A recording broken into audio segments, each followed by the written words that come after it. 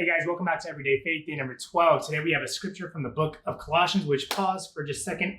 Colossians is a great book. If you've never studied through it or read through it, would highly encourage it. It's one of my favorite books in the New Testament. It's like 4 chapters, so really easy to read, but just very rich, very practical, and very insightful. And so this scripture comes from Colossians chapter 3, verse 12.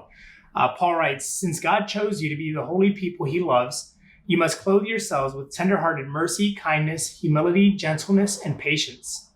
In his letter to the church at Colossae, Paul wrote to a group of Christians he had never met in person, but he heard much about their faith. Though he hadn't met them, he felt it was important to designate a portion of his letter to encourage these believers by sharing with them who God is and how they could follow him more closely. Right in the middle of this encouragement is where we find this exhortation to clothe ourselves with kindness, amongst other things. To paraphrase Paul for a moment, kindness is something we put on. In other words, kindness is a choice. Every day we have the chance to put on kindness and show kindness to others. We get to decide what we will wear, kindness or something else. It may not feel easy or important in the moment, but it always matters. No matter the circumstance, we always have the choice to clothe ourselves with kindness. The choice is yours. So what will you wear today? I love this devotion. I love the way it's kind of written in that, kindness being a choice and what we clothe ourselves with.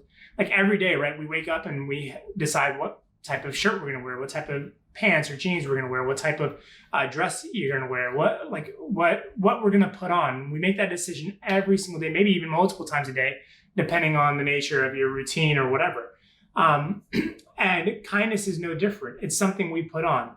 And Paul says it's not just something we put on. He said it's something we should clothe ourselves in, meaning that as a believer, as a follower of Jesus, like kindness is something that you should make a decision to wear every single day.